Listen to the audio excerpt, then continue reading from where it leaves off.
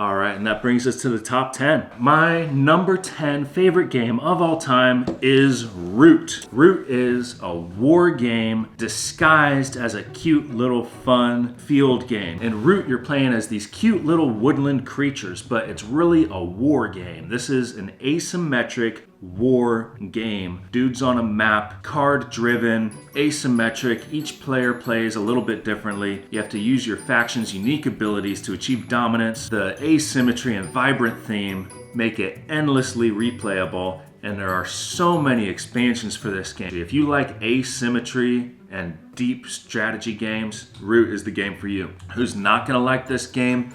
It does have a steep learning curve. This is not a game that you can just get to the table and teach some newbies how to play really quick. Steep learning curve, highly complex. You have to learn all the different factions. You have to know how they interact with each other.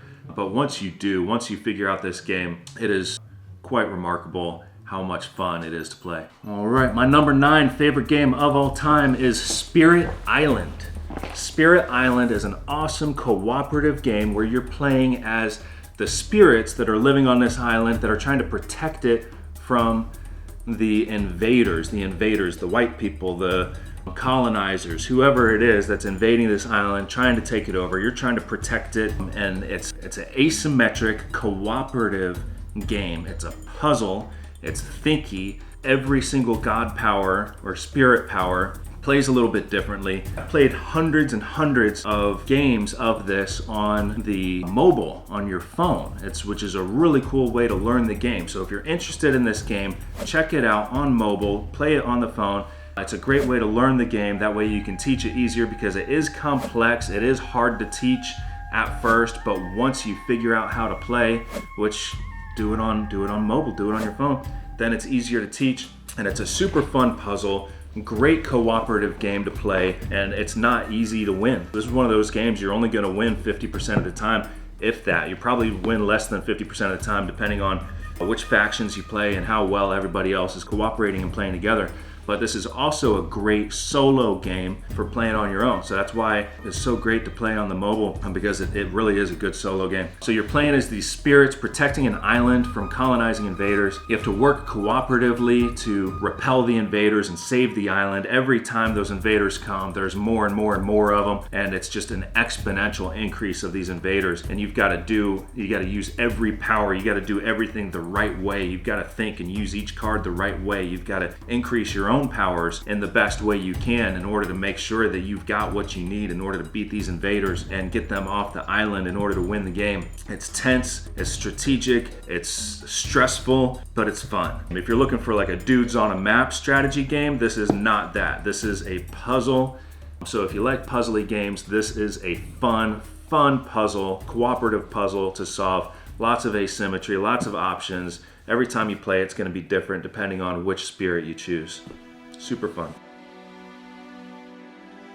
Number 8 favorite game of all time is the sequel to Scythe. This is Expeditions. It's in the Scythe universe, but it is a completely new, different game. It's got some tile placement. You're playing as explorers, venturing into these unknown, dangerous territories. You have to complete missions, gather resources. It's a thematic exploration. There's different cards, different encounters can come up. Your action selection of what you can do during your turn changes. Every time you play, every turn, you wish you could do a little bit more, but you can't. So you have to really think about and really puzzle out which action selection you're going to choose to do. But it's immersive, it's thematic, you're exploring. Who's this game for? This is for anyone who's a fan of adventure games, that likes a game with good, strong, deep theme, and strategy games with a little Euro element. Who's it not for? The randomness of the encounters might frustrate some people, but if you're a fan of Scythe, then this is a great game. I like this game more than Scythe. Obviously, it's higher up on the list. Great game for anyone who's a fan of adventure and strategy games. All right, getting down to it. This is my number 7 favorite game of all time. This is Twilight Struggle. This is a game that's not for everyone. I love this game. My wife doesn't like it, but for people that like this type of game, really fun game. You're playing as superpowers battling for supremacy during the Cold War. You've got this DEFCON track. You're trying not to let the DEFCON track get all the way down to DEFCON 1, that's nuclear war. If you cause nuclear war, you automatically lose the game. The other player wins. No one really wins in nuclear war. You both lose. That sucks. But you're using these real life events like the Cuban Missile Crisis and all these other different events that actually happen. So this is a great game for anyone that likes history, that likes to see how history played out, likes to see all these different coups, how these different superpowers manipulate the world to achieve power and dominance and try to win the Cold War. Twilight Struggle, awesome game. Multiple paths to victory or defeat for both players. A historical theme. This just makes it a classic game. Anyone who's a fan of history and deep strategy games is gonna like this game. It's not dudes on a map, it's tokens and it's influence. So you're trying to influence these different areas, different cities, different nations in the world and gain more influence. The more influence you have, the more control you have. That's how you develop a victory and win this game, along with your card play. Each card can be played as an action or an event. So you can use your action points on your card, or you can use the events to make something happen in the game that could be more beneficial to you than using the action. Maybe you don't want the event, so use the action points. Really good game, solid mechanics, a lot of fun to play. Highly recommend Twilight Struggle for anyone that likes good, heavy, deep strategy games and likes history. This is not for someone who wants a short, quick, casual game. Long play time. All right, now we're getting to my number 6 favorite game of all time. This was so hard making this list. All these games are so good. Blood Rage is my number 6. Blood Rage, you're playing as Vikings. You're trying to earn the most glory. Each faction you get this board. You can increase your strength. You can increase all these different things on your board to allow you to do more. It's got a card drafting, kind of like Seven Wonders does, where you're passing around your cards and you pick which cards you want. So you have to be careful. You don't want your opponent to get that card, so maybe you'll take it just to make sure that they don't get it. You're playing as these Viking clans battling for glory in Ragnarok. At the end of each turn, one of the territories is going to blow up in the Ragnarok disaster. You're using drafting, combat, strategy. You're trying to earn the most glory to win the game. It's got this epic theme, a streamlined gameplay. It's not too difficult to get to the table. You can get new board gamers into this game pretty easily. It's not too complex to teach. Fans of area control are gonna love this game. The epic feel, the theme of this game is immersive. They did a great job with this. Who's this game for? This is for people that love theme in games, love that epic feel. You feel like you're a Viking along with area controls. This takes everything that I love about Champions of Midgard, the Viking theme of Champion of Midgard, puts it in a new game that's area control, gets rid of the worker placement, but puts in this clan development board where you're increasing and leveling up your clan in such a way that's just so much fun to play. The only thing that might deter some players is the combat might feel a little bit too luck-based for some. And then the minis, okay, so who else is this game for? People that like painting minis, because oh my gosh, these are some of the first minis that I spent a long time painting. Let me show you these real quick. All right, check these out. If you like painting minis, take a look at these guys. Oh my gosh, so much detail, so cool, so much fun to paint. Got this troll, look at that. Look at the gems in his hammer, so cool. Look at this guy, wow. Look at that sword, look at a flaming sword. This guy is standing on lava. So much fun to paint these guys. And then the sea monster, look at that. So cool, the shiny, slimy look of the sea monster coming out of the ocean. So neat, so much fun. You like painting minis, great minis here. Made by Cool Mini or not, guess that's why. All right, my number 5 favorite game of all time. This surprised me as well. Maybe it's that new recency bias again. I just can't say enough good things about this game. This is Final Girl. Final Girl is a lot of fun to play. It's a solo only game, but it is fun to sit next to my wife and watch her play this game. She has a lot of fun playing it. I had a lot of fun playing it. You can up the difficulty by playing on the extreme horror track, and there's so many different options. We just got the Christmas version where you're playing against Krampus trying to save Christmas. There's the main version. You're playing in this horror trope. You're the final girl in this horror movie and you're trying to kill the bad guy before he kills too many victims. As he kills victims, he gets more powerful. As you save victims, you get more powerful. You gotta kill the bad guy in the end. I just got a bunch more of the expansions for this, and I can't wait to play them. My wife loves it too, our daughter loves it. Really fun game. Now down to my number 4 favorite game of all time is Robinson Crusoe, another solo game. This is actually, you can play it co-op, but most people say that it's the best way to play this is as a solo game. 2-player, 3-player, 4-player, you can play this as a 4-player game. Robinson Crusoe, you're playing as this castaway surviving on this deserted island, but every single time you play, there's a different scenario, 100 different scenarios, and you can play easy scenarios, hard scenarios, there's fun scenarios, fan-based scenarios that they've got, but it's not an easy game to beat. You have to figure out the best actions based on the events that happen. You have a crew of castaways basically, and you have to pick these different actions for them to do, and you have to choose the right ones. You gotta have one who's gonna build a camp to make your camp better. You send one out exploring to find what you need to survive. You gotta send one out to get food. You have one that needs to boost the morale of the camp. You've gotta manage all of these different areas of the game effectively, because if you let any one area of the game go too low, it's gonna destroy you. You're gonna lose the game, and you have to accomplish your mission, and you only have so much time to accomplish your mission. So this is a game, it's not going to take forever to play. The strategic depth and thinking and the worker placement, all the different things that you have to manage in this game in order to survive is just so much fun. This is like choose your own adventure, an immensely fun puzzle to solve that doesn't feel like a puzzle because there's different events. The theme is so immersive in this game. The action selection for your workers, the puzzle that you have to solve that doesn't feel so puzzly. It feels like you're surviving on the island. The theme is so perfect. Everything matters. You're exploring, you find a beast, you get attacked by a beast, it breaks your tool, but you kill it, you get the food from it. It feels so real and so fun that I haven't found a whole lot of board games that give me such a good feel as this game. If you are interested in a solo game experience, I haven't found a better game than this. High up there. This is my number 4 favorite game of all time, Robinson Crusoe. I'd be happy playing it as a cooperative game also. All right, top 3. My number 3 favorite game of all time is Star Wars Rebellion. This is a strategic war game in the Star Wars universe. One person's the Emperor, one person's playing as the rebels, and you feel like you're playing the perfect space opera Star Wars movie, but it gets to change every way. It's not going to turn out the same way it does in the movies, depending on what happens, depending on what cards you get. If you feel the theme, if you like Star Wars, this game is for you.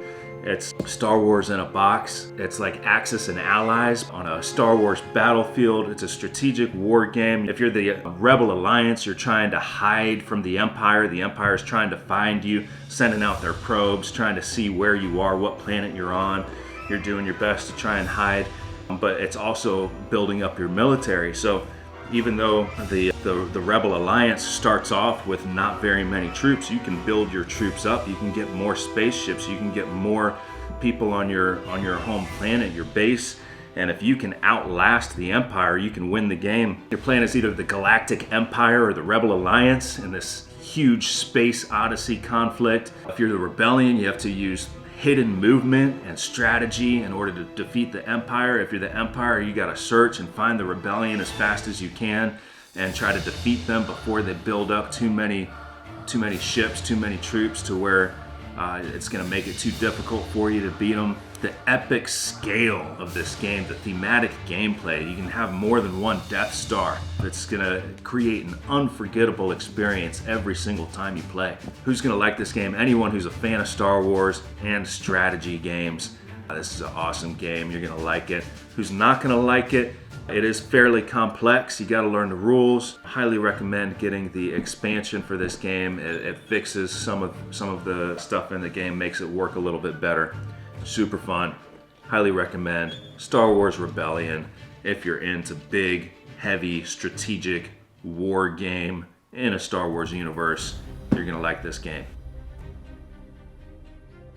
All right, and for my number 2 favorite game of all time, this was a little bit of a shock to me because it's a very new game to me. I just got this recently, but I am so excited and so thrilled in playing it. It actually ranks higher than some of my other games, which is why I think it's a little bit tough going by Pub Meeple as far as ranking my games, because the recency bias made me choose this game higher up than all these other games, and I haven't played it that much, but it's just, I'm so excited about it, and I do think I'm going to like it better than Star Wars Rebellion. I've only played it a little bit, and I need to play it a lot more, and I can't wait to play it more. This is a very heavy strategy game. This is War of the Ring.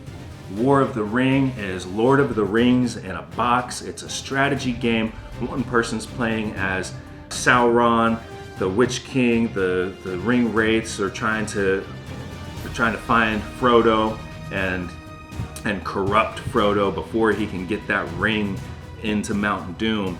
But you're also battling for this strategic military victory. So as the Sauron, as the dark player, you're trying to get 10 military victory points on the map in order to win. If you're the Fellowship of the Ring, you only need 4 military victory points on the map in order to win, but that's highly unlikely just because as the Dark Forces player, as Sauron, you have such a much stronger military might that for you to win as the Fellowship of the Rings player, your number one strategy really is getting that ring to Mordor and just using your troops on the battlefield defensively to try and defend your strongholds and try to figure out where they're going to try to attack, which strongholds they're going to go after, and make sure that you have those defended. Super fun, but like I said, it's so new to me. I can't really speak a whole lot about it other than I've watched a lot of strategy videos on it, and I am just blown away why I took so long to try playing this game. I'm really excited about it. Right now, it's my number 2 favorite game of all time, and I've only got a couple of plays in, and I'm just so excited to get more plays in on this game. So we'll see where this ranks next year, see if it's still high up there. And now we're getting to my number 1 favorite game of all time, which, if you know me at all, you could probably guess this. My number 1 favorite game of all time is Kemet, Blood and Sand. If you know me at all, you know that I love this game. I'm excited about it. There's a new crowdfunding coming out. Everything about this game. This game is fun, fun, fun. As much fun as you can put in a board game. You can't get any more fun than this. This is one of my favorite types of games. It's a dudes on a map. It's a strategy game. But the elements that are thrown in, the building your god powers, the choosing your power tiles, the different replayability by choosing which power tiles you're going to play with. It is just so much fun. I love this game. You're playing as Egyptian gods commanding armies in a mythological battle in ancient Egypt. You use your divine powers, you use strategy, you have to control these key territories in the game to earn more prayer points, to earn more victory points. You've got victory points that are permanent. Some can get taken from you if you lose control of those areas. Some victory points are permanent, like when you build the top layer of your pyramid. There's this action selection mechanic on your pyramid. There's this economy building for your action selection mechanic. Everything in this game is just so well put together, so well done. It's just one of my favorite games. Every time I play it, I have so much fun. This has been my favorite game, number 1 game of all time for a few years now. I don't see it leaving the list anytime soon. We'll see what happens next year. Who's gonna like this game? Any fan of area control? These are my types of games. My favorite kind of games are area control games. So if you're a fan of an area control game with a mythological twist of Egyptian gods in ancient Egypt, you've got all these extra god powers and power tiles. Every time you play, you got to figure out which tiles are going to work best for you. So many different strategies that you can go for to try and achieve victory. You just never know how each game's going to play out. And as soon as one player starts to win, all the other players, I recommend 4 or 5 players for this game.